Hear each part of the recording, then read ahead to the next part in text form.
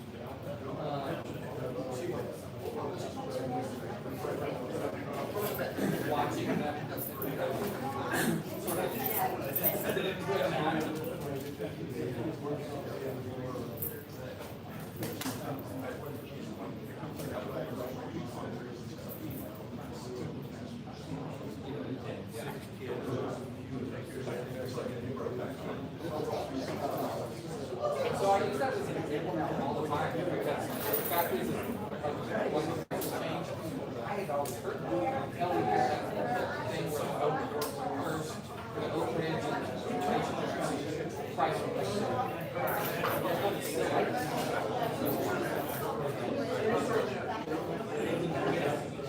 anywhere I can say, money, I'm going to charge I don't know what so we got our insurance,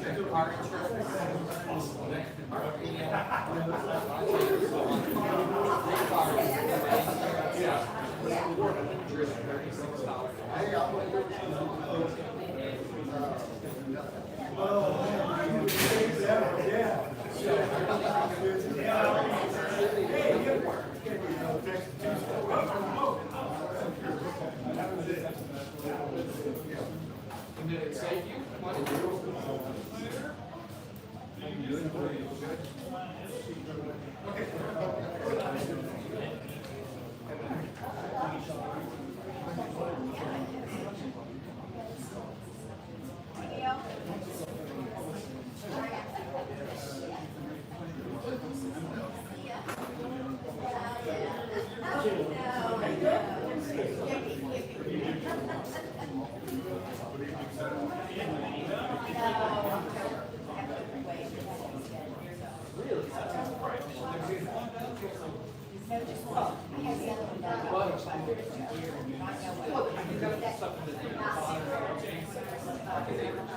You're all 18-year-old kids at one point. He's pretty very still those moments where you are 18-year-old kids come out.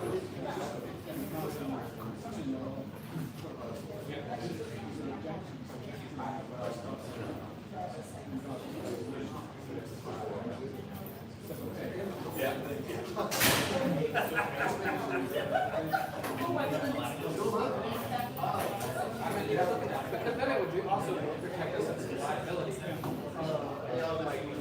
That's very interesting. Right, yeah, that's what I was thinking in our house.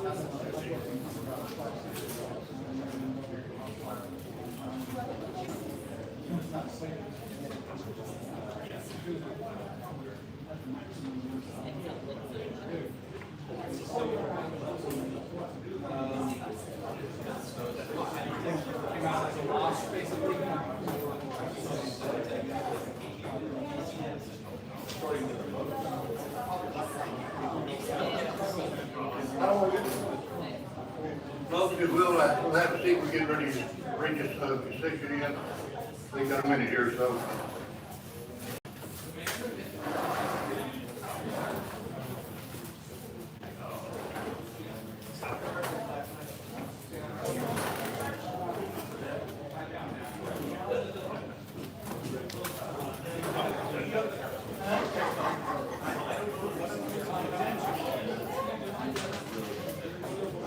I'm looking right back, I'm sorry.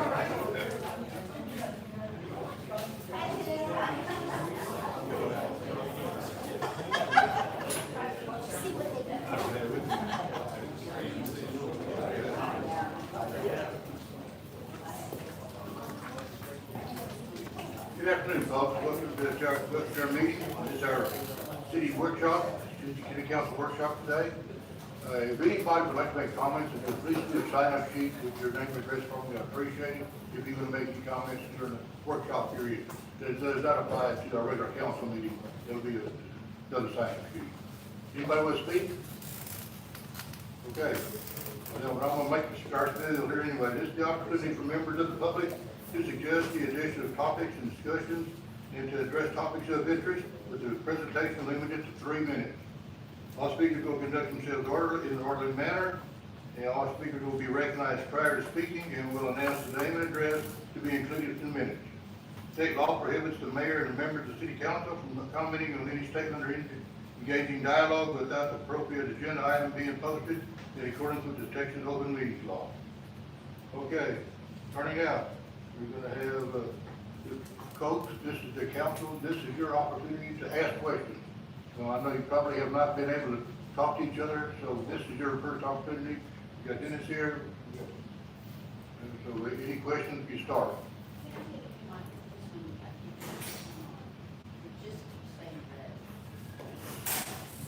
You hear me? Mine's green.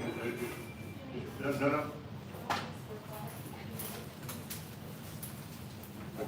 Even is yours operational? Roger that.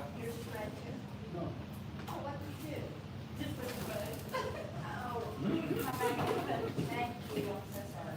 I have a bad ankle like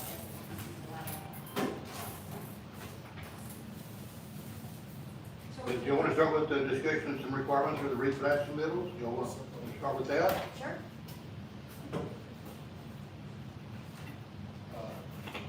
Sam, you want to come on up? This is for the discussion replat submittals. Do you have some information on that? You'll step up, state your name and Sam, address. introduce yourself. Appreciate it. If you would introduce yourself, I don't know if everybody knows you or not. I met you and the mayor has, but if you wouldn't mind giving us a little bit of a quick background. Sure. I am Sam Mara, and I work as a regional planner with Sitcom. I joined Sitcom about 2 months ago, and got out. I am. My bad. There you go. I am Sam Aga. I'm the regional planner with the Central Texas Council of Governments.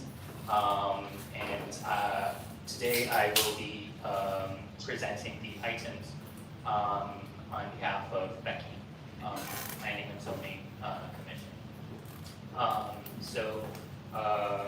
Just to give you a brief background on myself. So I am an urban planner, and I graduated from USF, Florida, this year. Thank you. All right, so just to go over the zoning replats that were put forward to the Planning Commission.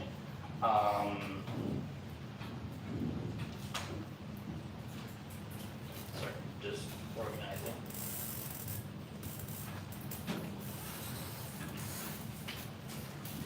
So for case 1, which is Z2401, with the description of combining lot 40 and lot 41 into a new lot. The site is located at northwest corner of Teakwood Loop in Morgan's Point Resort. So the current condition is it is 2 separate existing lots, and what is being proposed is a combined lot totaling 0.6870 acres. So in terms of the impacts assessment, so we have found that there's no impact on the surrounding properties. There's no public input at the P&Z Commission meetings. And in terms of the compliance with the zoning requirements, we did go back and check the ordinance codes. So according to the current Morgan's Point Resort zoning ordinance, Appendix B, Section 12.3 area regulations, the maximum lot coverage is is NA. Therefore, the proposed lot conforms to the relevant zoning regulations, setbacks, and other development requirements and standards set for the zone. So, in terms of the recommendation, by a vote of 4-2, the P&Z recommended approval of this request to consolidate the two lots into one.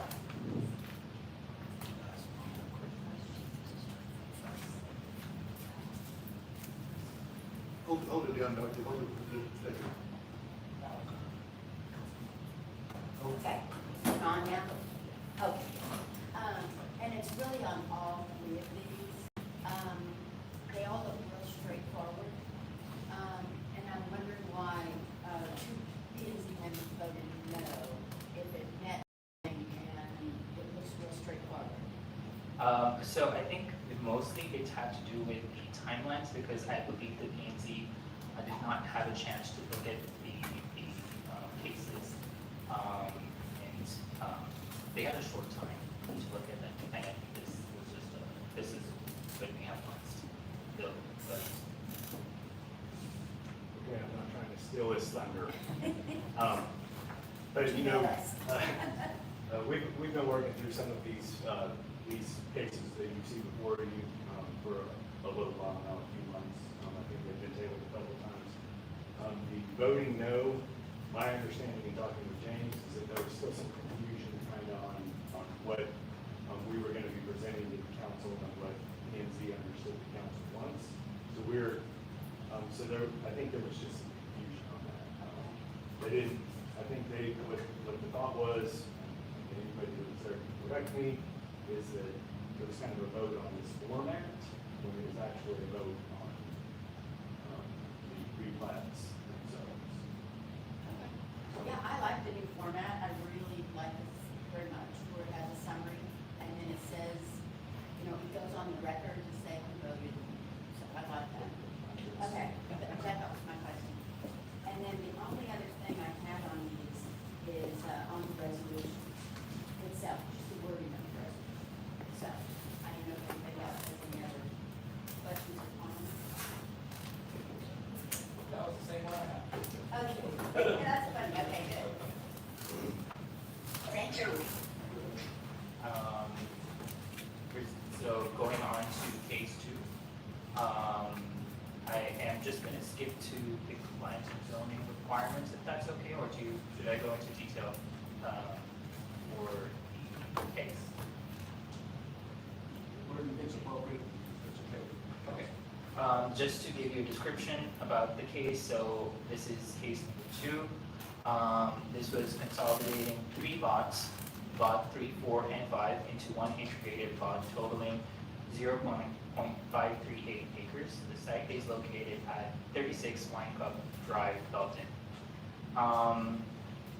In terms of the impact assessment, so no potential impact on surrounding properties, and it basically complies with the zoning requirements of the current Morgan's Point Resort zoning ordinance. Appendix E, section 10, the size of the building site. So the replat conforms to the zoning requirements.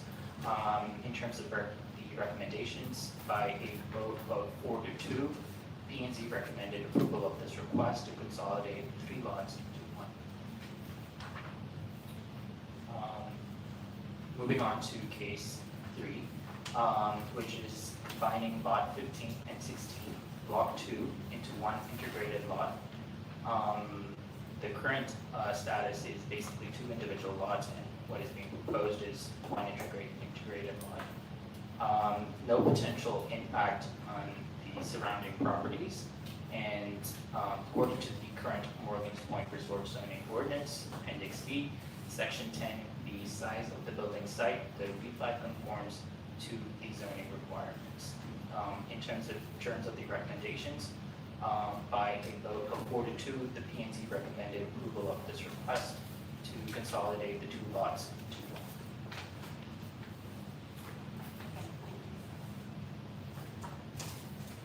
Everything? Quick. Can I just give you real quick my comment on the Yeah. resolution? And because we have all this great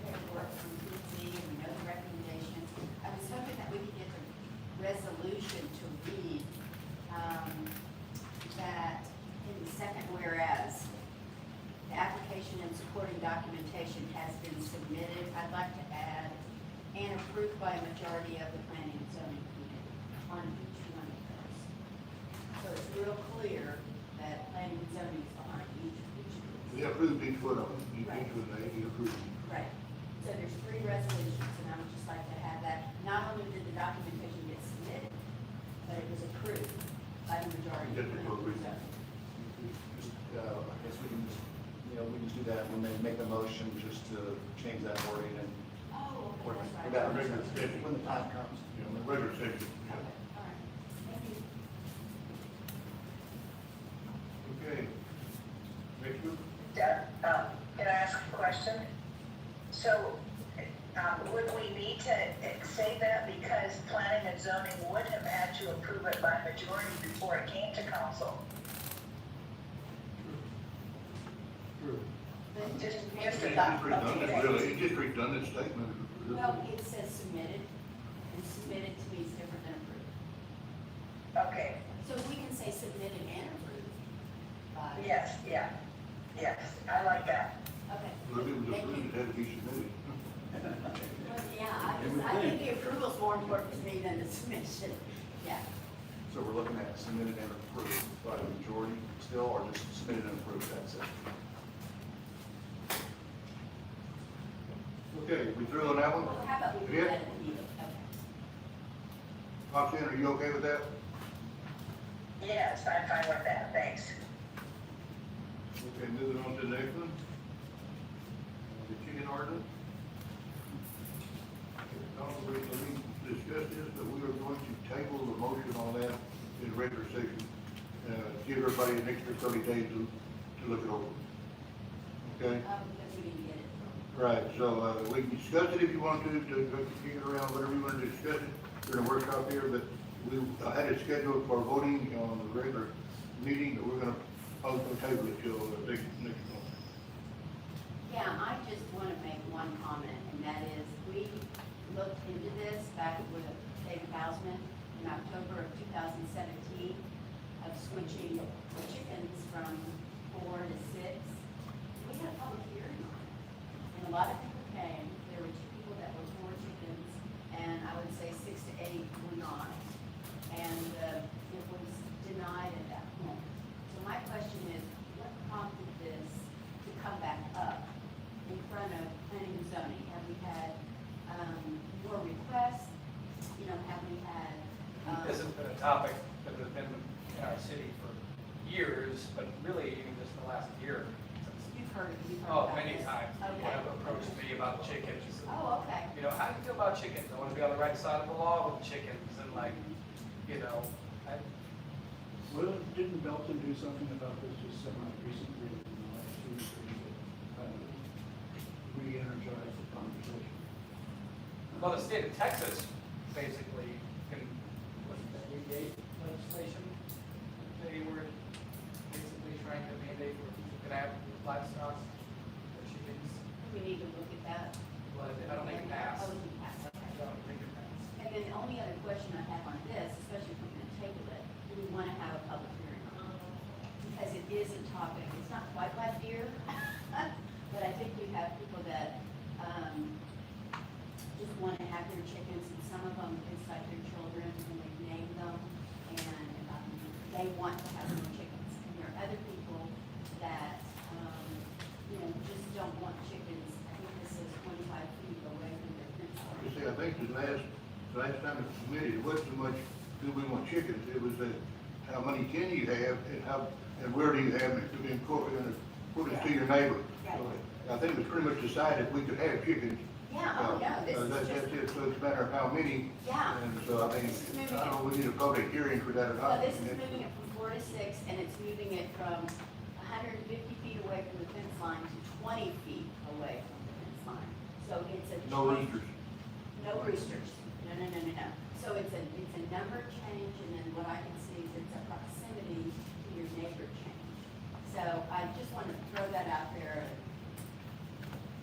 I don't know if we need a public hearing on it, other than we know we want it, somebody just has to decide the parameters, and that's what It's we're. been decided. Yeah. It's been decided in 25 feet, so, okay.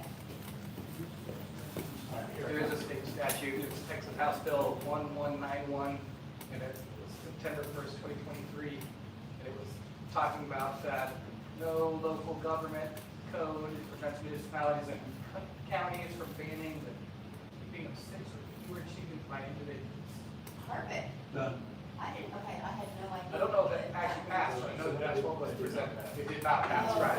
okay. That's what was presented. Now, that being said, Yeah. because we are aware that everybody, that we're tabling this tonight, and there won't be any vote, Sam is gonna work with James, who works through this entire process, to provide to Dennis, who can share with y'all, kind of an executive summary of how we got to 25 feet from the fence, what some of these things were, so that you can be aware of the backstory and on how we ended up on moving some of those on offside and Brian, real quick before you run away, so just to make sure I'm getting, so it's 25 feet from the fence, but it still has to be greater than 150 feet without the exception from the city manager provided from a structure, from another house? Correct. Am I reading, okay, I'm just trying to get all my numbers right. 3. Okay, moving right along. We want to do a discussion with the boards as far as that goes. Yeah, if we don't, we just do the discussion, or you know what to do? We'll wait for the executive summary. Okay, moving right along, fiscal year 2024-25 budget. We had a meeting last Tuesday, public hearing on that. If y'all want to go ahead, and anybody want to cover anything on that, since it is going to be, up for approval tonight. We'll be voting on it in regular session.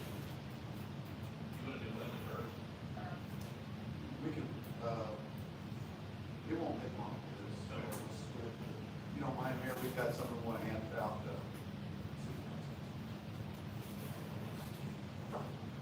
There's been some questions about fund balance and where it will be. Don't forget, some of these changes we've talked about already that will incorporate into the adopted budget. We've already got this information, this will be a part of that final budget. Kerry will take it from here and explain to the board and make sure that we request it. Sir? So most of these are the financial sheets that you're used to seeing. I'm still working on the fund balance sheet, but I can summarize it pretty simple. I think that should suffice for kind of what we need, high level.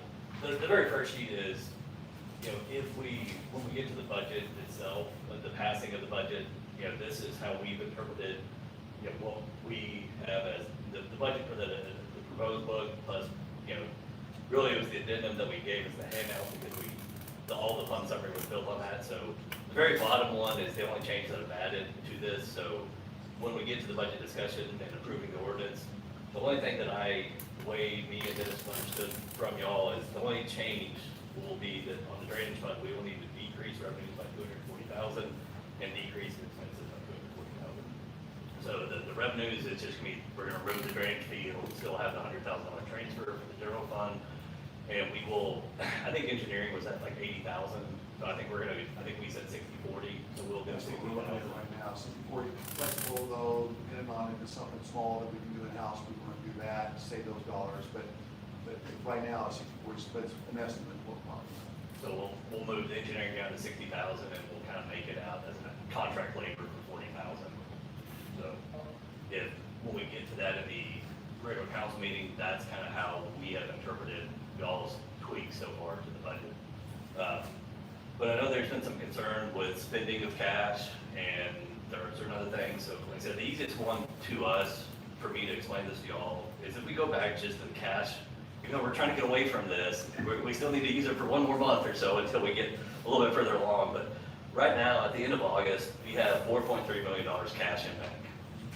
And so with us trying to spend that money in the use of the fund balance in the next year's budget, I just want to back in, and now we'll go to the sheet that you're used to more seeing. So right now, the next sheet, as you roll forward from the bank account specific balances, so that amount just carries forward the 4.365. So for the capital projects, for the ground source tank and the generator, we actually have the pay request for the generator to pay at completion. We actually have that in pocket. We have not spent the money yet. We're waiting on the engineers to tell us if we should spend it. But either way, we know we're gonna spend it, whether it's in September or October or not. So roughly, we have $900,000 left in CIP projects prior to this year that need to be paid. So we still had, audits. I always want to leave that line item until we get caught up. So we still have 58,000 required for the 22 and the 23 audit. And then we have court revenues that are restricted use items, whether it's technology, security, certain things like this. But that number used to be more like $250,000 in there because we had our sales tax that we dedicate for roads used to be in there. Well, in next year's budget, we are actually using that restricted fund balance and we're going to spend that money on roads. That is part of that $600,000. So if we have, that's kind of the major change to this. But so then here, we still have, this next item is roughly we spend about $400,000. I've already had to transfer $200,000 from the sweep to the operating to pay for just day in, day out expenditures. Already in September, my guess is I'll have to do another $200,000 by the end of the month. So that 480 is really us kind of moving money from the sweep account over to the operating account. So that's 400,000. Everything else, well, we don't really have encumbrances in the city except for one item in particular in this year, and it's the purchase of that police vehicle, which is budgeted at $80,000. So that 480,000 is 400,000 just for normal operating, and then the 80,000 for the purchase of that police vehicle. So We've then. already ordered that and everything, it's just a matter of getting it in. Right, the cash will leave in next year's budget. So, Oh, okay. in theory, if the cash, the expense will hit this books, but the cash will still stay in the bank if we really have encumbrances that we could use in either software. But And we're then- committed, so we Correct. have to set it aside, right, okay. And then we have the remaining balance for the debris contracts. So that, that not to exceed amount, we've already paid a fair amount of it. So we paid roughly 500 and some odd thousand, I don't remember what the exact dollar amount is. But as of August 31st, we still, if they reach the full not to exceed amounts, we still have to pay Debris Tech and Series $275,000 in September, or even if it goes into October, sorry. Those invoices should be for the fiscal year 24. So Are they still working? they're not, but by the time that, Retech is, yeah, Retech is still in contract. The Cirrus collecting and disposing of debris is finished, that phase is. But we still have the Retech still engaging us because we get the FEMA process we're going through and they're a part of that. so really, when you take all those numbers out, my projected unrestricted cash, and I know this thing fluctuates because sometimes I've built it around that, hey, at any given point in time, all the budget items that we build it around, all the revenues will hit all the revenues, and that's assuming that they don't go over, or all the expenditures are gonna hit the, budgeted total and not redline for Dennis, and or, in all practicality, most budgets, and it's been historically here since I've been here, your revenues are slightly more than your budget and your expenditures are slightly less. So you almost have a built-in small little bit of a cushion if everything happens, which allows you to add to your fund balance. So, I still have the notes on here that, the FEMA will reimburse the city the $614,500. And so that number is not in the projected unrestricted cash because we have not even made the FEMA submission yet. So right now, if that 400,000 is an accurate number, which, we've already done 200,000, I think that's gonna be pretty close. So as of the end of the year, we would, even though the cash wouldn't necessarily be out of it, that's really what it should be. Yeah, that's your best guess as to our projected cash by the end of this month. Yep. Except for, the CIP dollars might leave in October, but in theory, we're just gonna say we don't have them in the bank account anymore. Yeah, So, it hasn't been restricted. correct.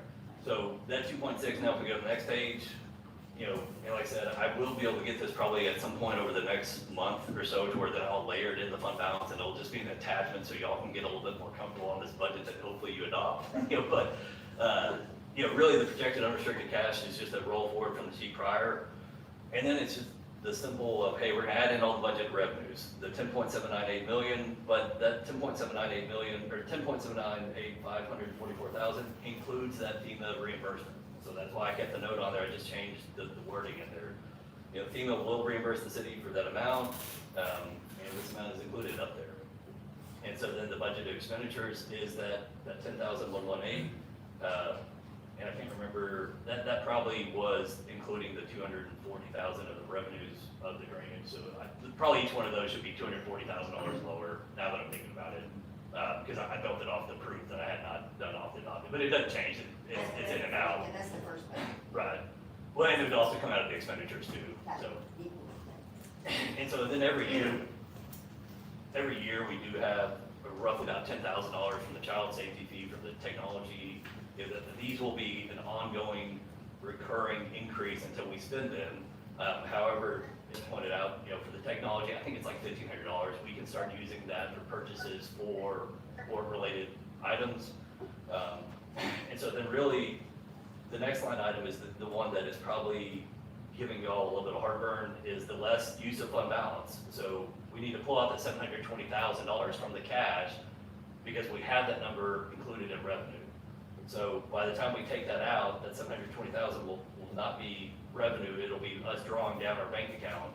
You know, basically our projected unrestricted cash at the end of next year, of September 30th, 2025, will be about $2.5 million. Because every other CIP project is budgeted for with revenues, however, if we use it from fund balance or from property taxes or anything like that, revenues will, with the use of fund balance, will cover all the expenditures. And it might be important to point out that that's all funds, we're talking about here. I put it on the sheet after we talked about it. Okay. That's what I'm doing real quick, because, and I'm the one that asked for this, because I really do want to understand our fund balances. When we leave office and are getting ready to turn this over to new council, I want them to understand what is left in our fund balance. So real quick, if we have 2.5, 2.6 million, the marina's 750, sewer's 175. If I'm assuming water's fund balance is gonna be $1 million, then that leaves 631 left. And water won't be that high because of them having to draw down their fund balance for the ground storage tank. So it might be closer to $500,000. And that was the one that's causing me the most heartache because, you know, in that sheet that I shared, trying to get it. So I'm gonna get the auditors to help me to see it. But I mean, ultimately, and I know Dennis has talked to several of y'all, you know, once we have that other piece in here, it's not like we're gonna go spend all these dollars on October 1st, you know, type deal. So we will take prudence and, you know, do it because we might have to adjust it depending on economic development, depending on other external factors, and, you know, all these things are subject to change. So, you know, for most of this, like I said, I think from here going forward, we obviously in a year or so, we're having to draw down the marina fund balance to pay for the dock reflows. But for the marina. Correct. Right. But they will have the fund balance to support it as well. So Yes. across the city, you know, we will still have a healthy fund balance because of the general fund, and now we've added $300,000 of water revenue every year. So next year, the all fund summary will begin with the audited fund balance, hopefully for 23 or 24. We will then show 24, 25 projections of where we're at, and then we'll layer on 26, you know, use of fund balance if we needed it, or it would just be budgeted revenues and expenditures. So that sheet in your budget book will get a lot more useful information to where we're not having to do it based on Excel sheets and cash and bank. It'll be fund balance across all funds, correct? And it might be important to highlight, since we're talking about fund balances, when we talk about the different buckets, if you all will use that mindset moving forward, every fund, whether it's the general fund, or excuse me, the general fund balance, we're looking at, that's what that's referred to. These enterprise funds are basically considered working capital, but it's the same principle behind it. We want to get each of them between that 3 and 6 months that you all talked about the last time we discussed this. So you're going to be healthier across the board in time, but we got to have fund discipline. So we want to make sure it goes in the right place. If we're going to spend it, it moves over to CIP. Doesn't mean it's going to be spent. If it's a projected expenditure, we'll move those funds over there. So you'll always be able to keep track of your fund balance relatively easy instead of this kind of discussion where, well, where is this coming from? How much is coming out of this one? What's going on there? The bottom line is, There'll be fund discipline, we'll know exactly where everything's at, it's earmarked, it's put into place as a placeholder, so when you look at your fund balance in a budget proposal, you'll know very comfortably where everything's at. That doesn't mean you couldn't switch it. You can say later on, you know, we don't want to spend that after all, given what's going on in the economy or what have you. Well, that's option that you all have. But we need to get more in line with what's restricted, what's been committed, what bucket it's in, and stay that way and budget that way. It'll be healthier financially, it's more sustainable long term. But then, I mean, we'll get away from looking at total cash in bank. Yes. And that's what's gotten us, when we looked at it and we said, hey, we have $7 million cash in bank, but that was pre-spending any money on the ground storage tank, which ended up being that $3.7 million. So by the time you add on the 2 generators for the existing, or, you know, with that one and the elevated tank and DST, ground station tank 1, you know, you're looking at $4.3 million. So if you're at 7 million, less your 400, you're roughly your 4.2, you're looking at 2.8, and that's already with us paying out, you know, a huge chunk of the FEMA. So we have been able to actually add that extra couple $100,000 every year because we budget conservatively low for revenues, not extremely low, but you know, you might be looking at, you might get about 102, 103% of budgeted revenues, and hopefully, ideally, you spend about 97, 98% of budgeted expenditures. So you have that 4 or 5% delta to where you can have a little bit of wiggle room if something doesn't go according to budget. And one other thing I'd like to add is, in this budget, we talked about in the presentation that we're looking at strategic adjustments along the way. There's a lot of things behind the scenes, based on our conversations we've had together. There's a lot of discussions, and there may be some opportunities for funding, what have you, which would relieve some of these planned commitments that we have here, but it's not for sure. Worst case scenario is get the budget, which is still helpful. But if we can get some of these other things, and we need to discuss them, we're going to schedule a special session if we can to have that, because there's a lot of different moving parts, and it depends on how you all want to move forward.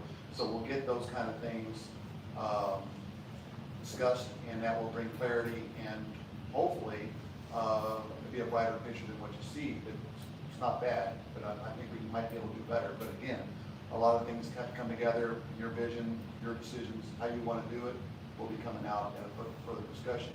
Some of it will need to be because it deals with land acquisition, whatever, not acquisition, but land and legal stuff. So we'll have to have that in an executive session. So I understand that's part of that.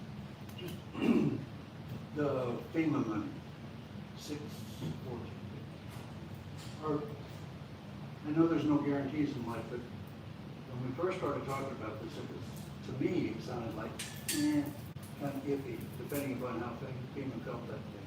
Are you comfortable now that because of the way things are going, Well, what we- pretty much, Yeah. not guaranteed, I got that, but you feel very comfortable? I feel better about the FEMA because we have FEMA qualified vendors that deal with FEMA on a regular basis. We didn't do it in-house. We didn't try to, now let me back up. We didn't do the initial phase 1 on in-house. We used a federal, a contractor that's used to dealing with FEMA and guides the process. We've got both Cirrus and this Britech are qualified to do that kind of work.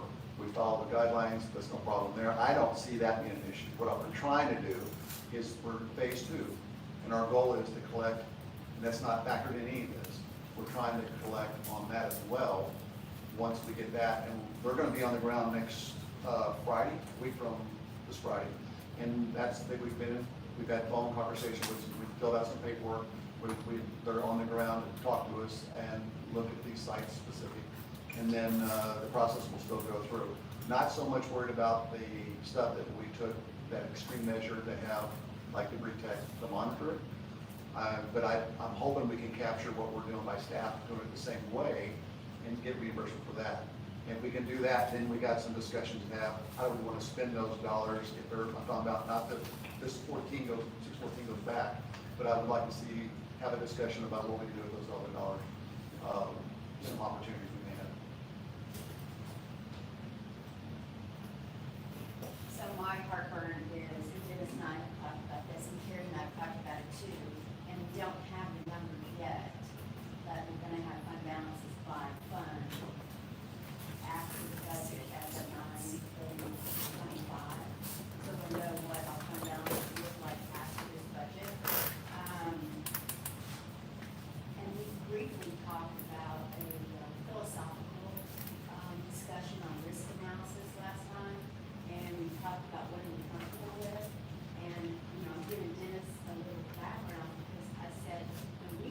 out we've had a year of, operations, which is streamlined, very robust.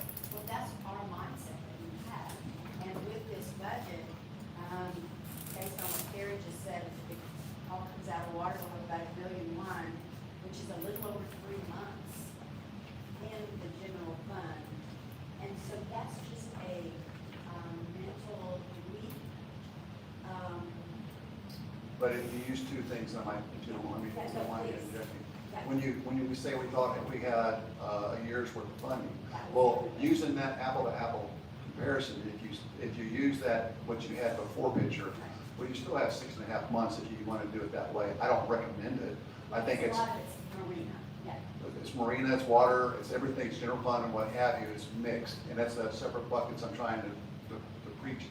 So if you're going to use all fund summary and you got a year's worth, well, if you did all fund summary, you still have 6.5 months. My take on it is each fund should stand alone, and it should be at least 3 to 6 months, which is not a bad policy to have.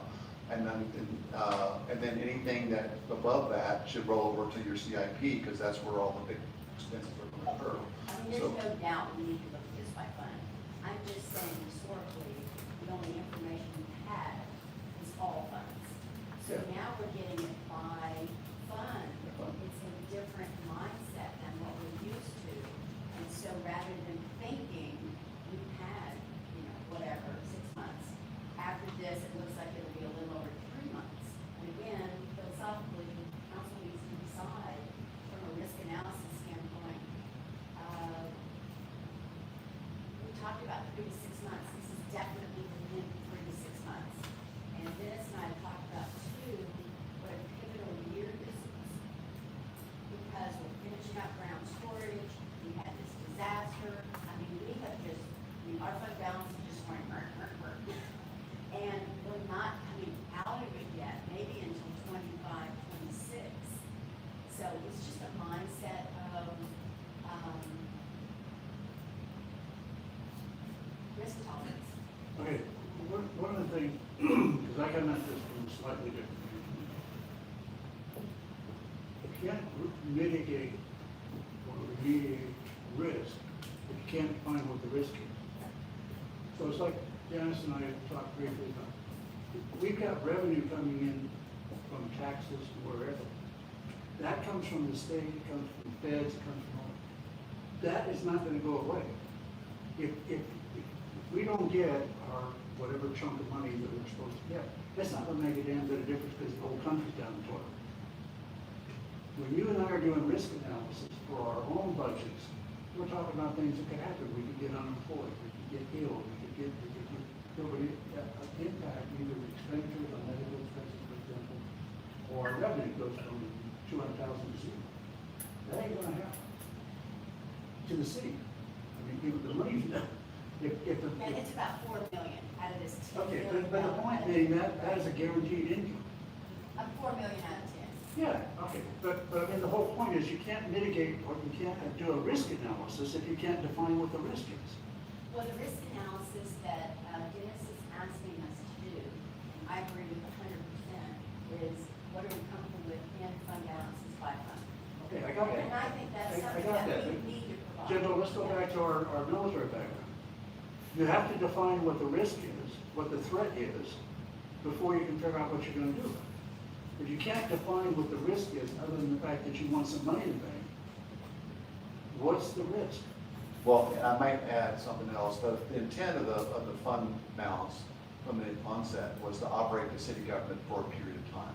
That's how you calculate it, that's how you plan for it, that's how you spend it. For example, if we were to have a major disaster, we had operate without any kind of outside assistance for a short period of time, that's what that's really for, to pay, this is payroll, normal expenditures, and keep the city operating for a period of time, to give you time to make some adjustments.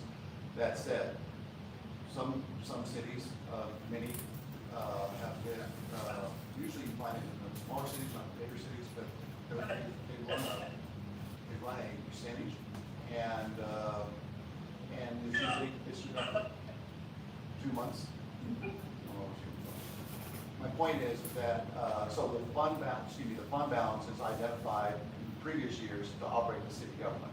And that's pretty clear. You know what you want, that's what you don't want to be at risk for that purpose. So 2 months or 3 months, whatever you decide with, or 6 months, whatever the number is. You will never be able to mitigate. I know this is very important, but we're talking about philosophical things right now. We've got a lot of stuff we need to cover. We got public hearing coming up, and so we still have EDC report and some other stuff we need to get covered. Postpone this to a regular meeting. Yeah, I'm not saying it's not good, I'm just saying we need to That's the move on. decision on the budget. Yeah, You know, yeah. what we're willing to live for Right, As far as fund right. balance goes, so. I'm not taking direction. We've got, that's for, let's go. You gotta be able to define what the risk is that you're worried about. You gotta be able to say, this is a problem that could happen. And be able to delineate what the probability of that is and what the consequences are. Just to say we need money in the bank is Well, I'll not, give you one. not I a mean, good idea. Well, at the disaster cleanup, we've brought it in-house. We're gonna try to use our current equipment. My guess, I've driven around the city, we have not only green belts or green easements that need to be cleaned up, we've got all these empty lots that, you know, people might not even live here, and there's down trees everywhere in the city. Will we need more equipment to fund that, to get this city clean? I don't know. I mean, is a piece of equipment gonna go out? It depends upon what your point of view is, and we'll leave it at that. Yeah, okay. But we need to define what the risk is, and not just something arbitrary. We need money in that. Period. That's all. You can't mitigate what you don't know.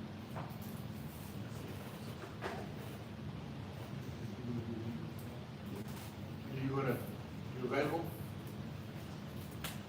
Do you Ready, I'm ready.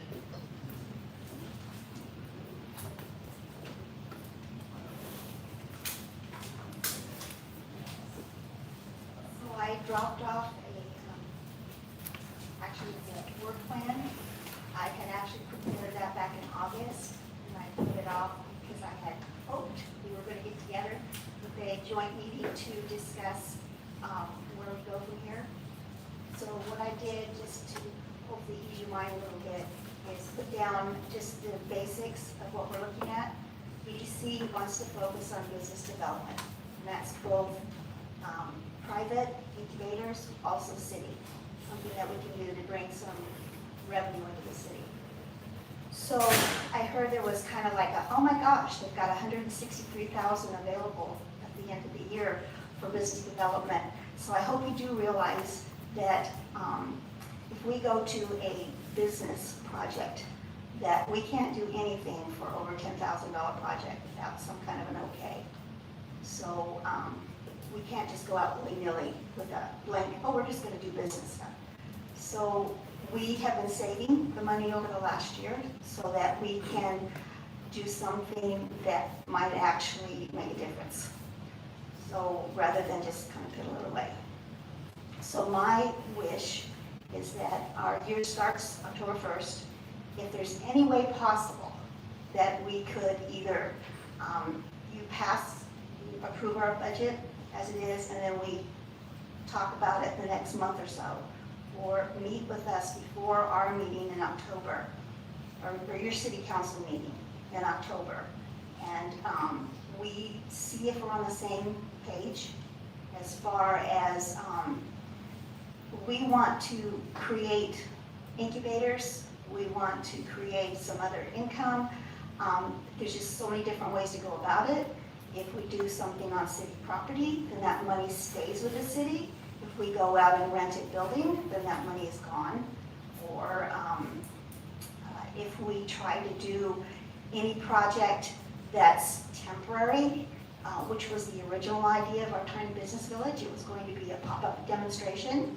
So it was going to be easily moved if something was going to happen in the next 20 years down at the safety center. It could be, the houses could be sold. So it was not something that couldn't be moved. But if nothing's going to happen down there, then we spend some more money and do something similar, but it'd be more permanent activity. So say we go in and put a septic system in instead of waiting on sewer, that type of thing. So there's also some other things that we're looking at that sales tax is great, but it's not that big of a deal as far as Morgan's point. There's an opportunity in February that we might be able to find something that we can buy for a short-term rental. So it's a nice rental income, and it would be also the, 7% for the hotel tax. So that's a better return than sales tax. So if there's some kind of activities like that that we could look at. Linda, we appreciate you, or at least I do. You're doing a great job. Thanks. It's I feel like I'm spinning my wheels. a huge job. It's a huge job. It is.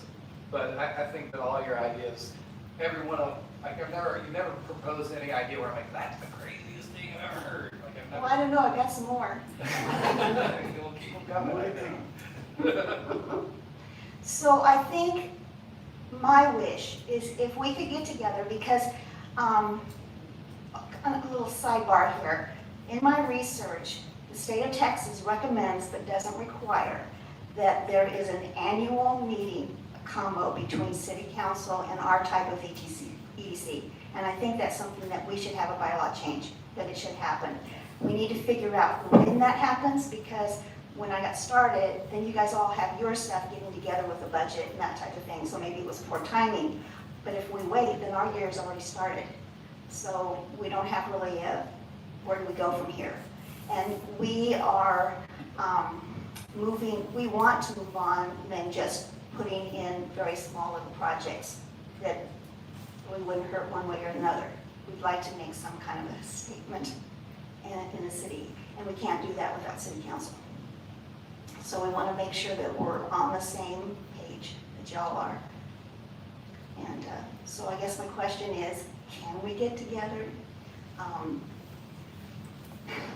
Let's get through the budget process, do this month, and we'll sit down and, it would be before year end or by the beginning of the year, you can sit down. Do you have any idea what kind of projects you would like to present to the city? Well, our one idea was our tiny business village, which is an incubators for entrepreneurs. It's basically a small little shopping center is what we're proposing. Whether we put it on city property or we approach one of our local property owners, see if we can use some of their property or one of the empty buildings in town, something like that. Another thing is there is a piece of property that's going up for auction in February, happens to be on sewer. It would be a great purchase for us, either the EDC or the city to go after, because it could be used for, that's where I was thinking a little short-term rental. We have no hotels in town, so if we have income from an Airbnb type thing, it would be okay. And then also we're looking at proposing a new ordinance, which has to do with home occupations, which is very outdated, and proposing something that could be helpful for an incubator process that wouldn't take anything to build. So we're looking at other cities to see what they're doing. P&Z is looking at that for us. So we wanted to do something at the event center until it started flooding, so we kind of put that on hold. We thought about using some of our EDC money to do some curb appeal because it really needs it. And people love to come out here because of the lake, and then they come in and say, I don't know about my wedding pictures, type of thing. So that was another thing, but I'm understanding we're waiting for insurance to tell us if they're going to help repair anything. So, We'll come up with a date that's agreeable to you, we'll get together and see if we can come up with a date that we can get together. okay. So I think my one thing is, what do I do as far as the budget? Since I'll have expenses. I mean, I've got like our taxes need to be done and our financial statements need to be done. That's in this month, our year's budget. But what do we do if we have to sit there? Will you pass that without this agreement or just go along with this basic I think plan? there's, Carrie, correct me if I'm wrong, there's a resolution for adopting the budget if council so chooses. And we tried to we were going to set that meeting previously, but it it was changed because I think there was a strategy change midstream and we weren't, didn't have enough time on the calendar. So if you all want to approve the budget, you can always, extension of council, you can always say, we approve the budget per se, but it also means that we need to have a meeting and then discuss those expenditures. Right, the Anything details. above 10,000 or something along those Right. lines, they want to make that. Right, the details on it. Right. So the beginning part is just a lot of research, to see what we knew, but it's gonna cost money. So, that's it. Thank you, Linda, we appreciate that. And we'll be in touch, we'll clear up the ongoing discussion here on out. Thank you very much. Denise, you have any comments you'd like to make? Yes, Mayor, just real quick, the auditors have been in contact, they've been asking for some information for the fiscal year 22 audit. I do believe unless something's changed, that they expect to have that done in October. It may be done around the time you all meet. If not, we just need to get a special session so we can get it done, get the process over, and get on with 23. So, do we have any other information from them, Kerry?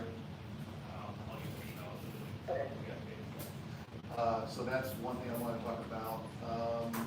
Comprehensive plan, there's some things I think, based on what I've heard since I've been here in council discussions and what have you, I'm not sure that taking it at face value, adopting it and running with it is necessarily a great idea. I think what we ought to do, given the fact this contract started February of 2022, don't hold me to that, to the present day, it's been 2.5 years, we're just now getting the final draft. I did contact them this morning and asked them to go ahead, them being Collier Engineering, to go ahead and send us I've got a draft, final draft, and I want the closeout on their end. And then I want to I talked to Becky about getting with her, I want to send her electronic version and the timeline and the actions that need to be occurring in what order, that's also to be included with that email that I'm going to get. When I get that, I'll pass all that on to Becky and she'll start that process that she would normally do, give her a chance to read it, see what needs to be done, and start down that road. But I don't think sending it back and forth for the next year or two, honestly, I never thought 2.5 years would ever occur from what I hear. But I also don't think moving forward, knowing that history, we should just keep moving it back and forth and just keep it a live document.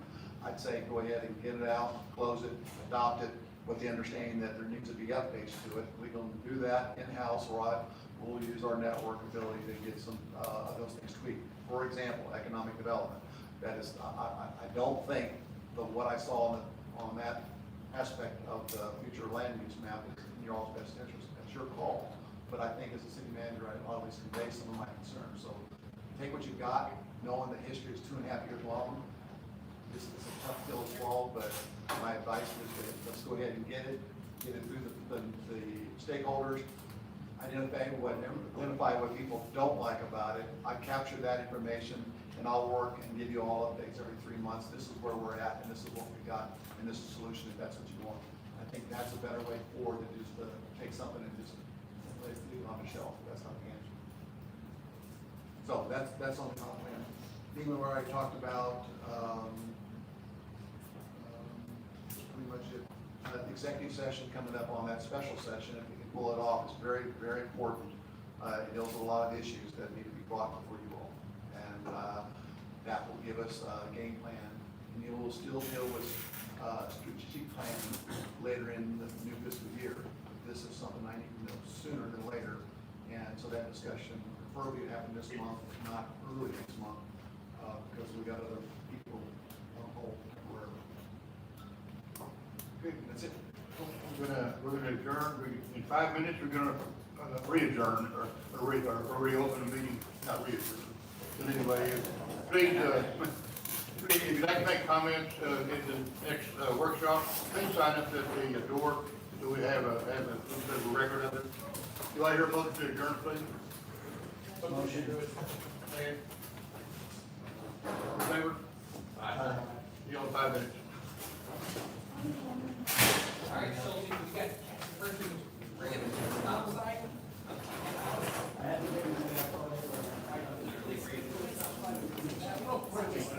Oh, no, I understand, totally.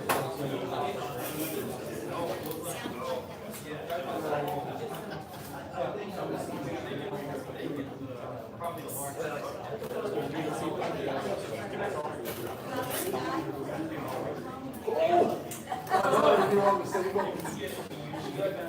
Folks, can I have your attention just one moment, please? Just for your information, we are still recording, so be careful what you say, for the next 5 minutes, so, we don't go there and come back to haunt you.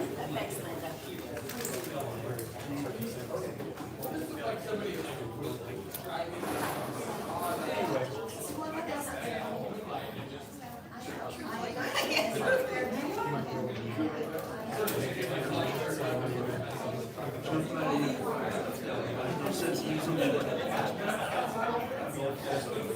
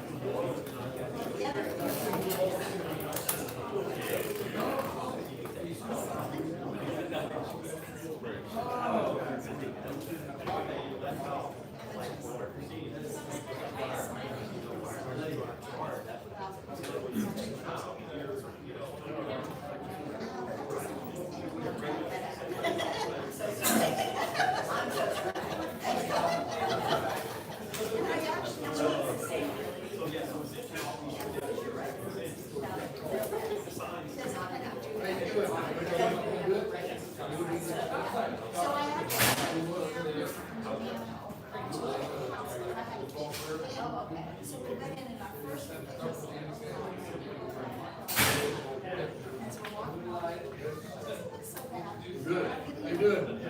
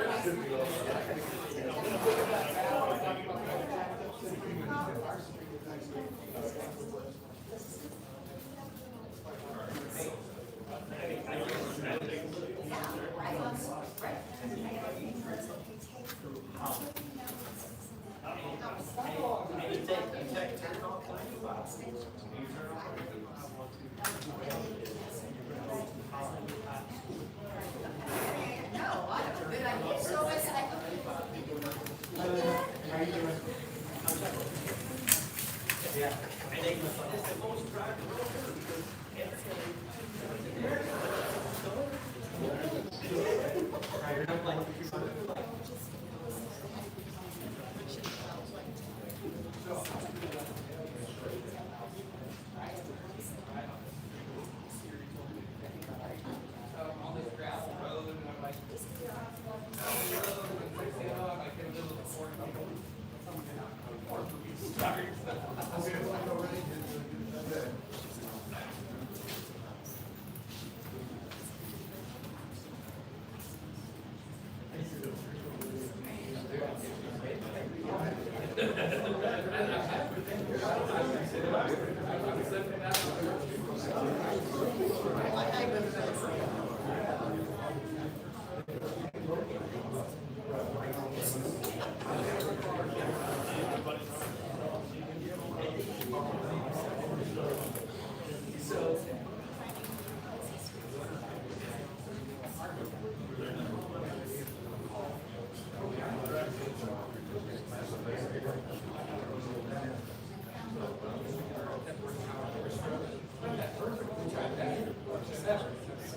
Okay, folks, please have a seat, we're gonna convene.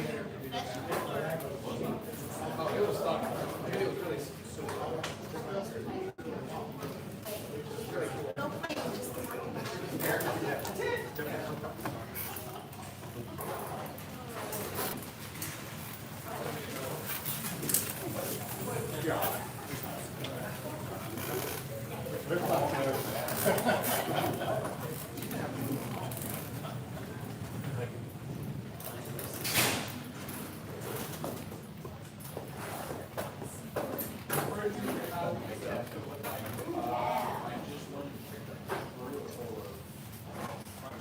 I thought.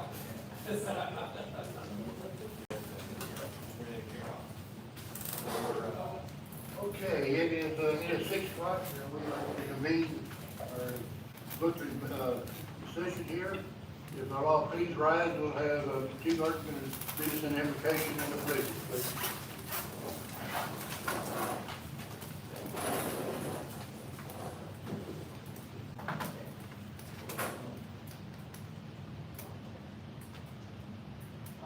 Dear Lord, thank you for this day.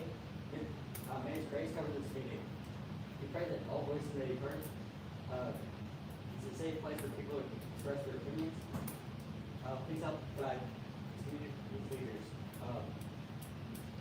Decision of the day. Okay. Please join me in a pledge of allegiance. I pledge allegiance to the flag of the United States of America, and to the republic for which it stands, one nation, under God, indivisible, with liberty and justice for all. Honor Texas flag. I pledge allegiance to the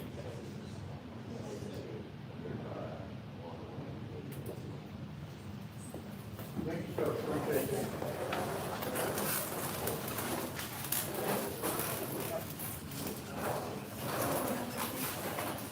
Okay, folks, we get started here. I'm reading our usual deal here. This is the opportunity for members of the public to suggest the addition of topics for discussion or for adding topics of interest with the presentation limited to 3 minutes.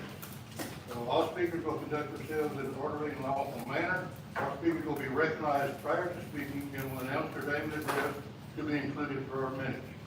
State law prohibits the mayor and members of council from commenting on any statement or engaging in any dialogue without an appropriate agenda item being posted in accordance with state open meeting. Some of you have signed up to make comments, citizens' comments. We also will have an open, a public hearing on the tax rate tonight. You do not have to sign up for that, so before we open that up, but that's the time you can make comments when we open that up for discussion. Okay? Starting out, Sharon, you're the first one. Mine is on a tax issue. Would you rather that I wait until we It's open? up to you. Okay. Your decision.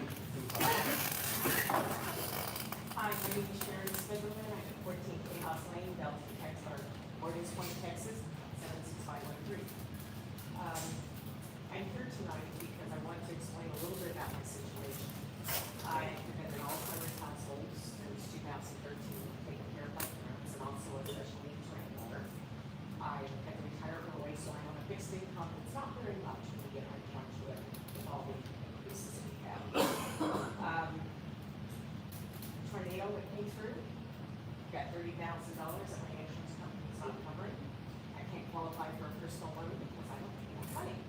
Therefore, I have to catch family loans on it. And I only tell you this because you are considering a tax increase. The tax increase has a very big budget for roads. Y'all are complaining about roads. City council round roads. If you don't get your roads fixed now, it's gonna cost you a lot more in the end. So you need to really bite the bullet, figure out how much it's really gonna cost you. And I have never, ever been a proponent of increased taxes. But if you don't do it, it's gonna cost you so much more that you're not gonna be able to afford to. That's all I got. Thank you very much. Thank you for your comment. Denise?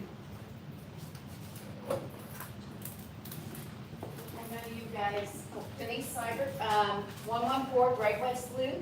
I know you guys hired somebody to do the webpage, and I'm a little frustrated because we're not updating our webpage on the tree bin and pit. It hasn't been updated since October 3rd, 2020. If you open up the site, it says nothing about the hours, the tree bins, or anything else. I thought I could just call the city hall to say, find out I could do a work order. But even when I contacted BJ, he says, look at the website, 2020, that's a long time not to update your website. So that doesn't help anybody in the community. So I'm not sure how to handle that, who I need to contact about that, but it is not updated. 2020 is not an update. So we need to do that so people know where when they're gonna get the tree bins, when they're gonna have the pit open, Who did they contact? Like I had to find out just by calling people. So please update that. I'd appreciate that. Thanks. Thank you, Janine. Okay, moving right along, the next item on the consent agenda. Do I hear a motion to accept the three items on the consent agenda? Or does somebody want to break them out?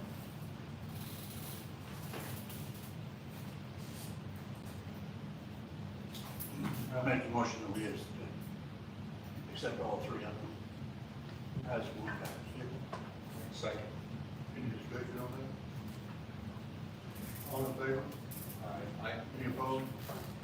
Motion passed unanimously. Okay. As I mentioned earlier, we're going to,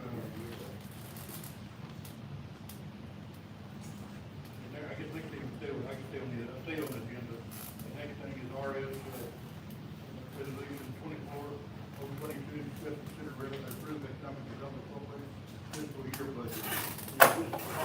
In our workshop, sorry, somebody was not here, but I hear a motion to accept that. Actually, real quick, go ahead. I was just gonna summarize real quick. No, go ahead. So Linda made a presentation to the president and director of the EDC on their proposed budget for 24-25, and they have some accumulated cash because they've been trying to figure out what to do. Bottom line is, their budget for next year includes $163,000 for business development, phases 1 through 7. And each of those, as we go through the phases, there will be a working relationship between council and EDC on how we doing, what's going on. So I would like to make a motion that we approve the Economic Development Corporation fiscal year 2025 budget as presented. I will second that. All in favor? Aye. Further discussion? Aye. Thank you. Motion passed unanimously. So Linda, we have to pass it to read it. Oh, thank you. It's like, it's government, so we do. Next item on there is the agenda is to discuss and consider changing the date of the next city council meeting, which is scheduled for October the 8th, which is normally second Tuesday of the month. But TML has their annual meeting, and we're going to have several councilmen attend that, so we will not have a quorum. So we will need to set another date. We can do it either on the 7th, which is a Monday, that would qualify, or any date, any time. I would imagine with 3 days, we'd probably be gone till Friday, I imagine, is normal. So it would probably have to be after that, but if we do past the 8th. So y'all discuss it. I like Monday the 7th, and then we could also do that Saturday, which I think would be the 12th. I think Monday makes more sense. Okay. It depends upon people's I would schedule. like to see it. I would like to see us have the meeting on Monday the 7th, at the same time that we have our usual council meeting. Okay? Well, Mr. Mayor, I'll make a motion to approve resolution number 24/023, moving the regularly scheduled city council meeting to October 7th, Monday, October 7th. That'll be 5 o'clock for the workshop. Second. Okay. Do the five workshop at 6 o'clock a week. I'll second. Second, okay. Any further discussion? All in favor? Aye. Any opposed? Motion passes. And now, just for general information, that will be October 7th, 5 o'clock for the workshop, 6 o'clock for the regular session, so hopefully all will be here. Okay, moving right along, now we're going into some of the approval for the planning and zoning. Next one is 24/024, consider replat for the property on Teakwood. So, we've got, anybody have any further questions of these? We covered in the workshop. Do y'all have any further questions, or do you, we'll go ahead and just go ahead and submit it and pass it? Yeah, I just want to make a comment. I really like the lead sheet in front of all the documents that basically explains the analysis that P&Z went through and their vote and who voted yes and no, and that it meets all the requirements. You'll do that on all three, or you know, these Yeah. 3 in a row, so we're gonna have three Yes, of there. on So all of them. And then all three resolutions.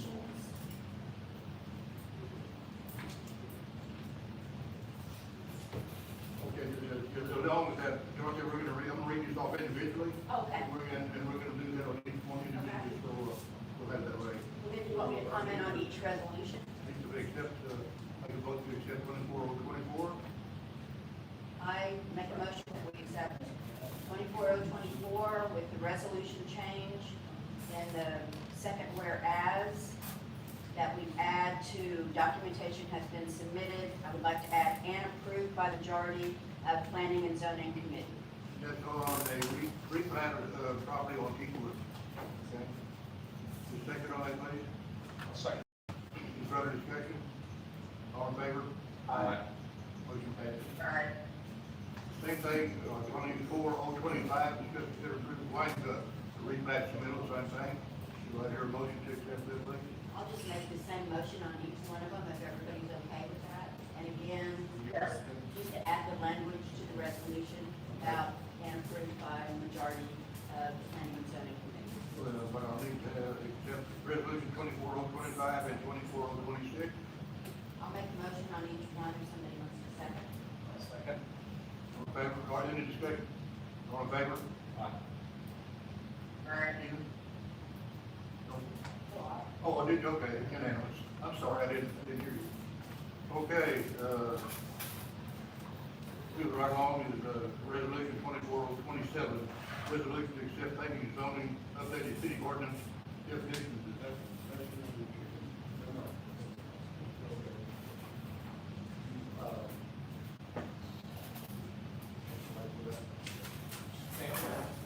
On the definition. Definition.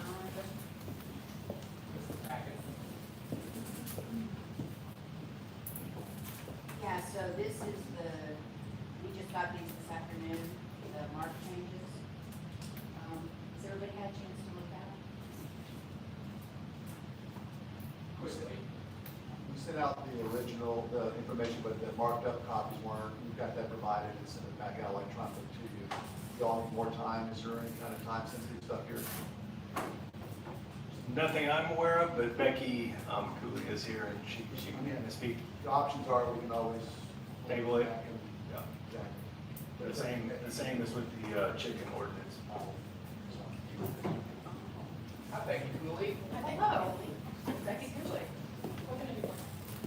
The question I have is because the copies that went out in the packet weren't the markups, so now that they have that, the strike throughs and what have you, would it, is this time sensitive or where we need to do it tonight, or could it be tabled until next meeting? What do you think? I don't know what happened with the incorrect markings not coming out, because I do believe they were sent. They were, I just don't know why it didn't show or what have you, so it's on me. But the question is We does can it, table, I don't care. okay, if council's fine with it, Mayor, if you all can just have another month to look at it, we can do it on the 7th if you're all comfortable. Okay, my only, I will not be available on the 7th to answer any questions. I'm very qualified for it.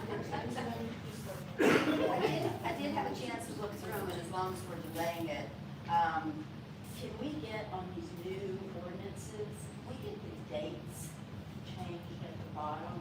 Because all of these said February 14th, if we're approving new ordinances, I'd like a new date on there. I don't know if it's today's date or next month's date, and that way we know what the changes are. And then the only other thing I would add is I've got some changes to the resolution, and Dennis, I can just give you those separately if you want. Sure. Okay. So, Mayor, what we're talking about is the table, somebody make a question. We'll take a motion on it. I'll make a motion. Everybody? Yeah, actually, that, they can make the motion to postpone until next city council meeting, resolutions 24027 and 24028. I'll second. Any further discussion? All in favor? Aye. Any opposed? Motion passes. Okay, next one here. A little item to read here. This is on item, Wait, she's got a question. I'm sorry? Why are we postponing, chicken ordinance? What was incorrect about that? That was discussion. I had some discussion items for it. They had, well, it started with, I think it was a resolution created, and council just got it this week, and, We just got it like 2 hours ago. It was submitted three months ago? Oh, I don't know. Sorry. Not when we got it. We didn't get I don't know when y'all got it. I just know I don't that know. someone submitted it. I don't know. I do know this. From planning and zoning to get this moving forward. There weren't any questions on it, it was just that they didn't have a chance to look at it. That's one, the other thing is, it's a resolution, it's an ordinance originally, so it has to be modified by an ordinance. That was a mistake we made internally. So that's, not that we couldn't make it happen tonight, but it doesn't hurt to let the council go ahead and read everything, ask their questions. And it was a resolution that was drafted instead of an ordinance. And that was on us. Not that we couldn't make it work tonight, but since there's other questions, give them another 30 days and do Yeah, and that. I do have a couple for you while you're So there. what does planning and zoning need to do to submit it as an ordinance? That's versus- something I think we can do on our own, or did you all?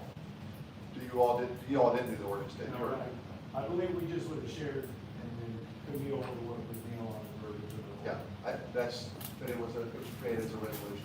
But Neil said we can make it happen. Well, if it's an ordinance, you can't modify an ordinance with a resolution. It's not allowed. So you have to change it. A resolution is for a resolution. Right, Ordinance. sorry, that makes sense. That's on me. Okay. Okay. My only question, other than the resolution, was there is one section that talks about exceptions for 4-H and FAA, and it specifically only allows them for the ISDs. And I was wondering if we could get homeschool 4-H's and FAA's and charter school included also, so it's not just the ISDs.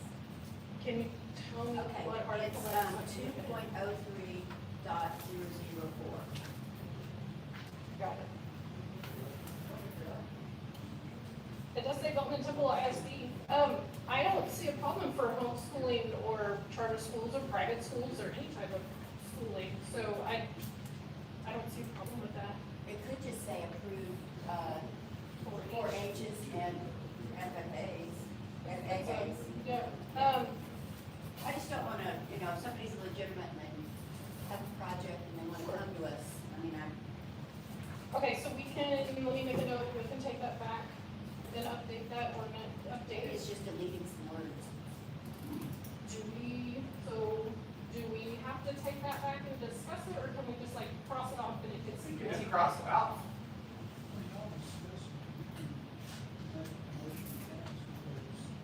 Well, I don't think we're ready to pass yet. Oh, I see, next time.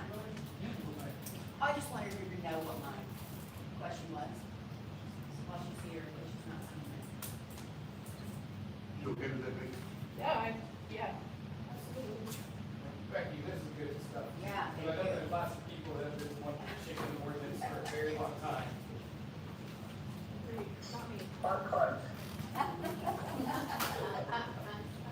The other way. Almost like trash days. Yeah, the only other thing I wasn't sure about, but this is something that I guess we'll talk about next time, is the 25 feet away from somebody's fence line, because it used to be 150 feet, so it's being reduced drastically. It is, I know, okay. Well, That's my only other you concern. think about lot size, 150 feet is, I'm thinking of the residents and their lawn inspector. I know, I think 150 feet is not realistic, though. If you think about the house, also the lots. Yeah, well, that's what the first section says, is livestock A fowl. motion on table this motion not to fix it. Sorry, We need to go I ahead. just want to mention it. Yeah. All right, I'm out. Okay, now we're up to public hearing 24003, the public tax rate Do for it the really fast here. fiscal tax year 24-25. At this time, we will have a presentation by Carrie. You're gonna talk about the tax rate, give us the leading into public hearing. Well, I mean, for the public hearing, we usually know the public hearing. Well, I'm gonna do you do this presentation and then I'll do the public hearing. Just a recap. Just a recap, just a recap of what the action items. Further up. Thanks, guys.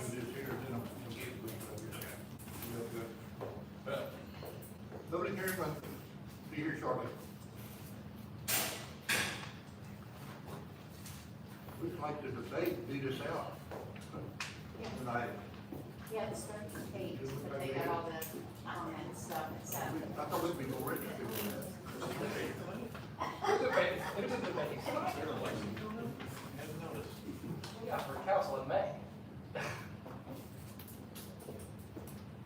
You're going to do a brief overview on it right quick, and then we'll open everything to public hearing.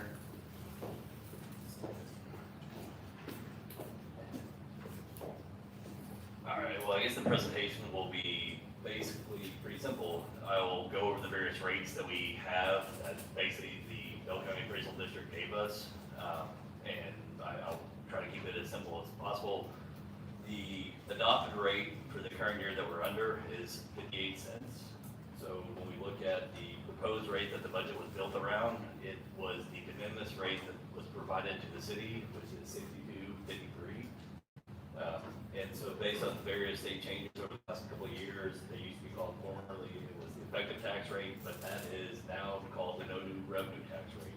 So when we get into the tax rate ordinance of the adoption of the tax rate, you have to talk about the increase in taxes, not from the adopted rate as currently for the 24 fiscal year, but you do it on the no new revenue rate, which basically allows you to say, all the increase in a personal, or in a homeowner's residence, they're also trying to tell you, the no new revenue rate basically is the amount of revenue that the city would need to generate the same amount of revenue, property tax revenue from the year before. So knowing that a homeowner's value has probably gone up by 10% if they had been homesteaded, then that same dollar of tax, the tax rate that you would need to levy to get to that same dollar of tax from that resident goes down.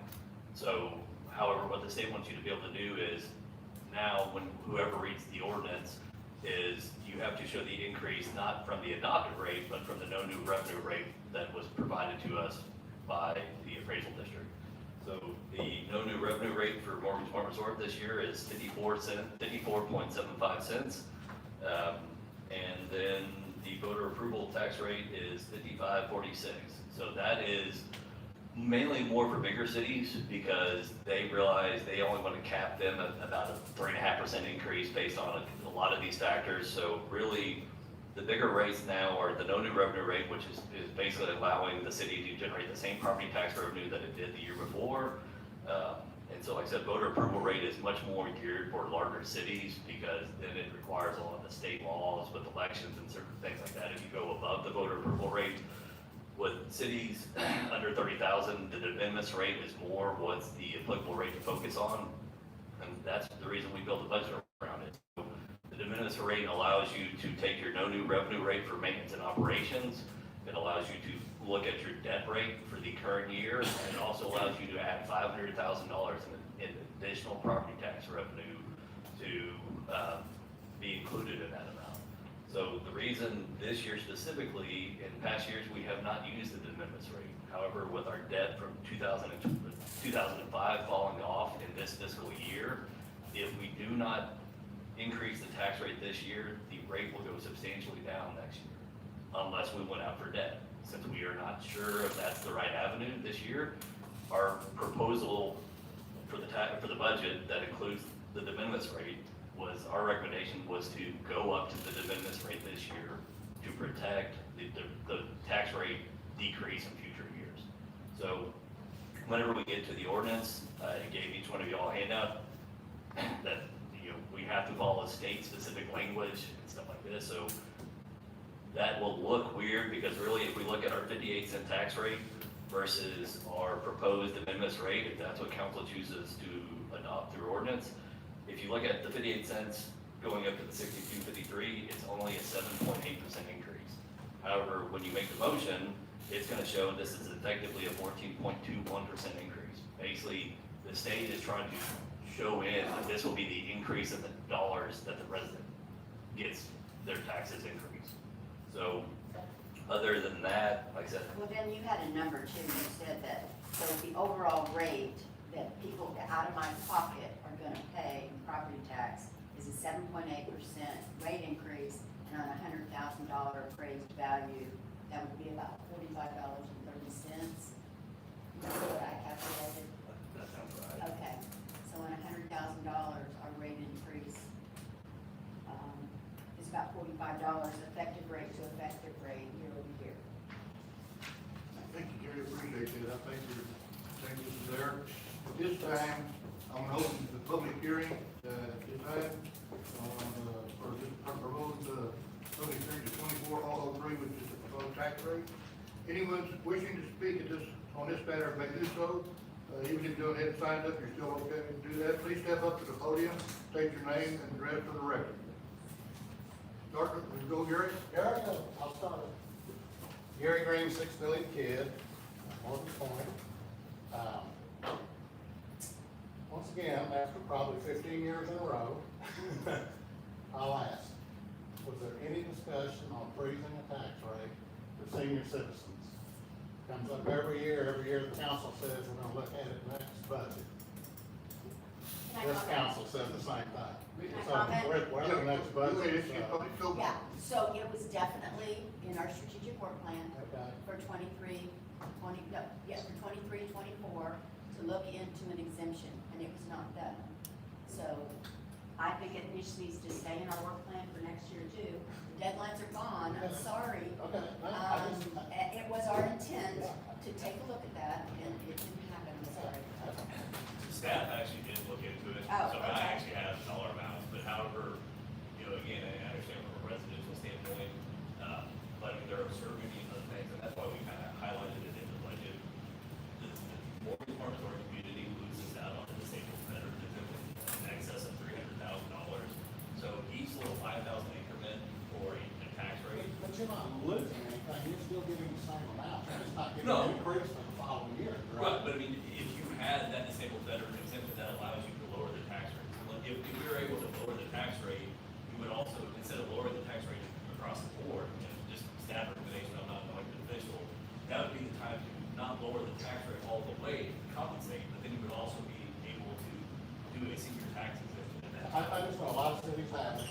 Last time I went down and confessed my appraisal at Bell County, I mean, the comment from them is, why are you worried, you're frozen? And I said, not in Morgan's Point, and they said, oh, really? And I said, yes, really. And that was the time when I got from them, and I bring it up here almost every year. And every year, it's like, well, we're gonna look at it next budget, and when it comes up, we didn't look at it. So I just wanted to ask again. Yeah, I don't know. What is the actual deadline for that, like? I thought it was July. It's something like that, but I mean, you kind of, and that was even while he's left now, so I'll put it all under Ryan Nelson. He was the one who told me not to go forward with it. No one in this room told me that, so, no, it's that deadline, but yes, I did it for 5,000, if you can just double it over, because I'm actually gonna pull it up, so we're all on the same page. General simplification.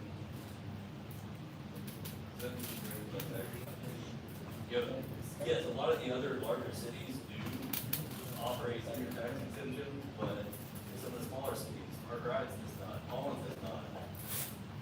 Basically, we need to look at that this next time around, so we regard it, it needs to be in front, it needs to be.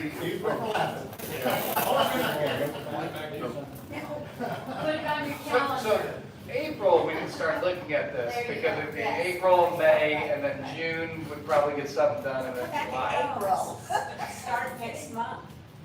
Start next month of looking at it. Just for matter of record, we did open this discussion in the public hearing at 6:27. I just want to make that as a matter of record. Does anybody else like to make any comments? You're open to do so right now.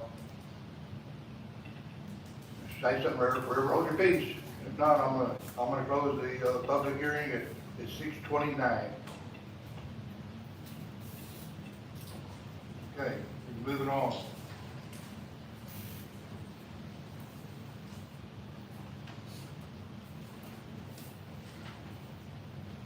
Okay, next one is discuss and consider, ruling number 2407, discuss and consider adopting annual budget for City of Morgan's Point, Missouri for fiscal year ending October 1st, 2024, and ending September 30th, 2025. Do I hear a motion?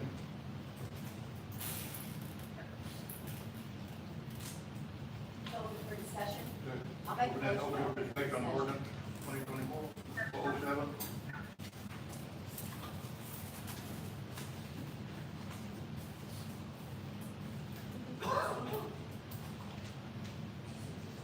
I don't know. She said something. Who just stopped saying?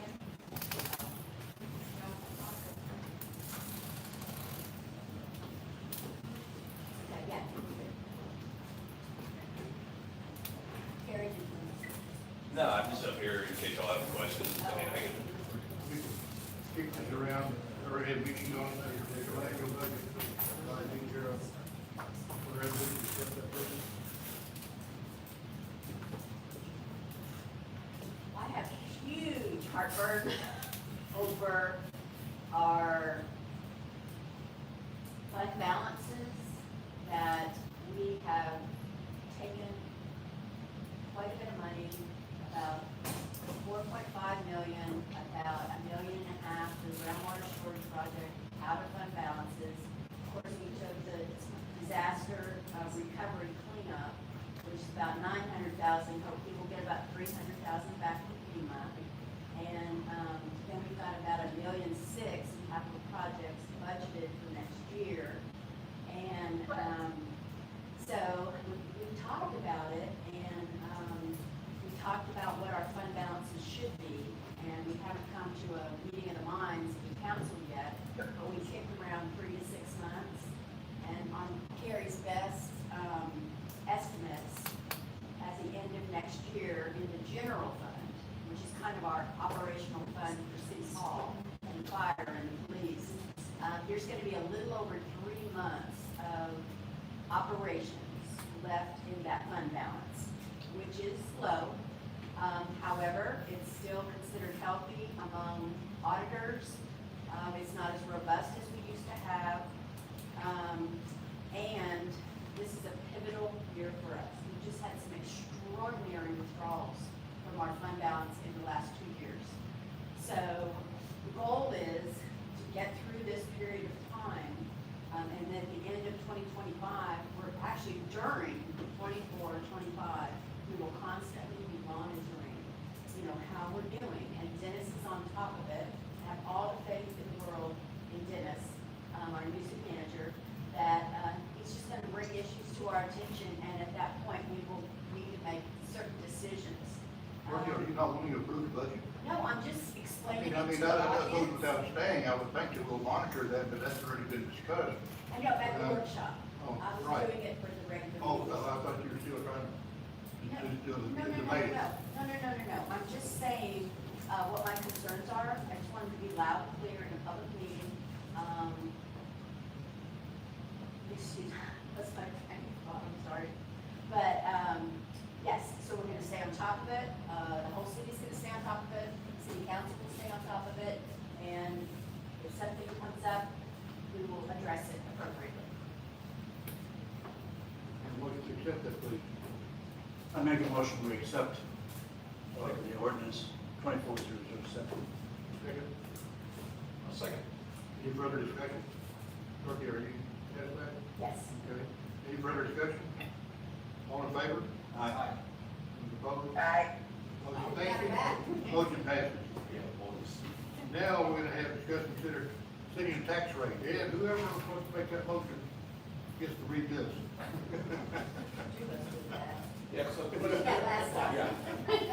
So the question I have, before we get into this is, so, Neil, somebody, just for clarity, so we are reading the entire statement to include that, which is in the parenthetical, correct? Okay, and the note says that, we have to, have 3 separate motions and votes. So, we'll just read this thing 3 times in a row?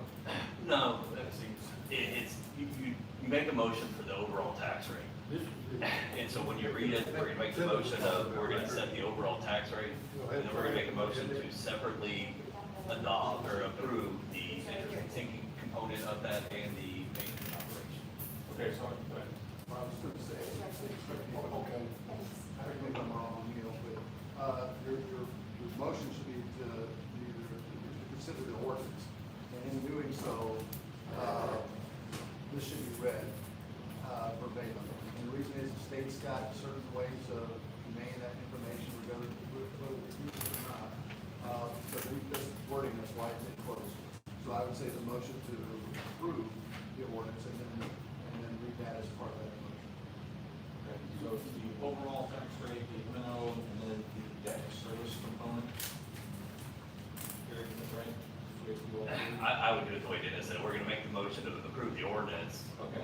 and then we can do a separate, individual vote on that, and then we will make separate motions.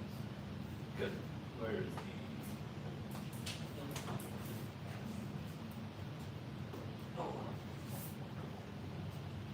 Yeah, when you approve the ordinance at 6253, that is doing one of those motions, and then you will then separately, after it gets approved, then you can line item out the interest and sinking and that component, or and maintenance operation. Make sense? Not really? No, but we're waiting. Yeah. We're in regards to moving on. All right, so Mr. Mayor, I'd like to make a motion to adopt tax rate ordinance number 24-008.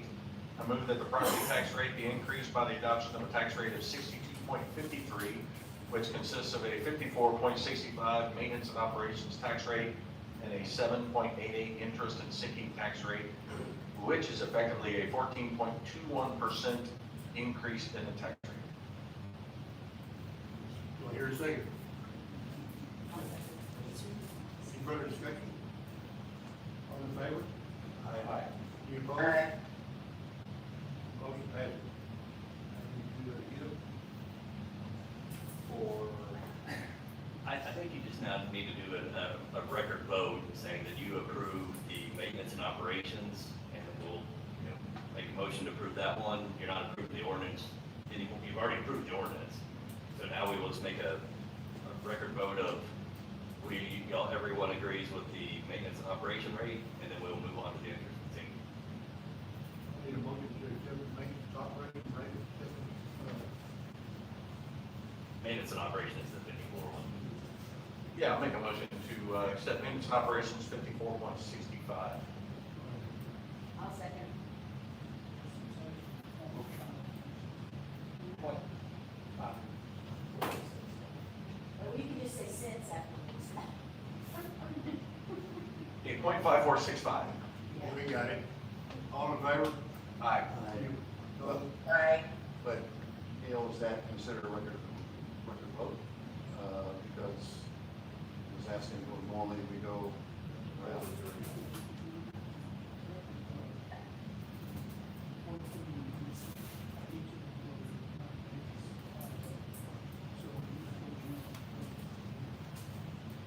Do it all again. Okay, so motion, We started it, we'll just start with you. How do you, we're gonna do second? I vote to approve. We already voted second, but now, how do you vote? I'm a yes. Yes. Yes. Roxanne, can you hear us? Yes. I'm a yes. Yes. Okay, yes. Okay, stay on there, we're gonna go over here again on the sinking fund now. Need another, So the motion to accept the 7.88% interest and sinking tax rate is what I just made. Can you break this up? I'm supposed to say it. Look at the agenda. 0.0788. okay, we'll go back around, we'll start with you again. So I'll second. One second, okay. All in And I, favor? aye. Yes. Aye. And I'm a yes. You know that, everybody, everything passed on there, good. Yeah, deal with that, feel like that's satisfied, second. Okay, next thing we have is consider approving budget amendment for the debris removal.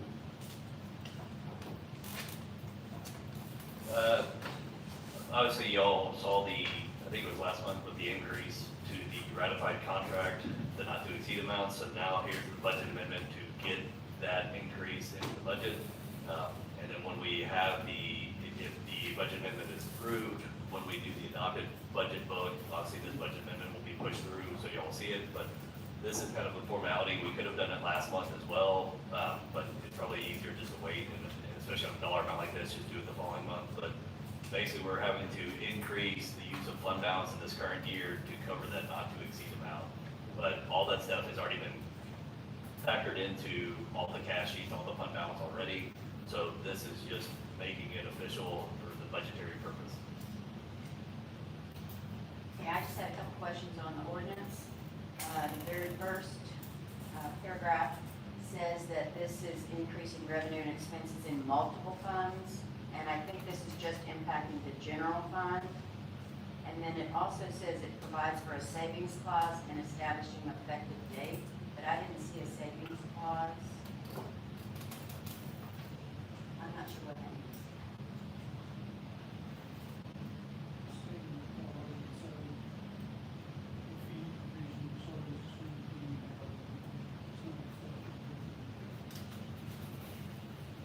I thought that was a severability clause. So that's what the savings clause is here, is the severability of the components of the. And my only question then is, instead of saying multiple funds, let's just be real specific. That it's the general fund that we're taking this out of. This is only the general fund, yes, we could have changed the heading. Last when we used this, but Okay, I'll make a motion that we accept budget amendment ordinance 24-009 with the change that it's just affecting the general fund and take out the word multiple. Second? I'll second it. Any further discussion? All in favor? Aye. Any opposed? Motion passes. Thanks, Terry. Thank you, Carrie. That's it for tonight. Council, let's go around and Dorothy, we'll start with you today. Do you have anything you want to make morning comment? I've said everything I wanted to say, but thanks everybody for coming and enjoy your evenings. Jimbo? Be safe out there. That's all. Good night, y'all. Good night. Pat? My wife. Be safe and enjoy. It's beautiful weather. Steve? Glad to be here. Remember folks tomorrow, 9/11, remember that. That's a big day. And, we were here, all of us are here, all enough to remember. Yeah. There's a lot of people don't. So, do I hear a motion to adjourn? Motion to adjourn. All in favor?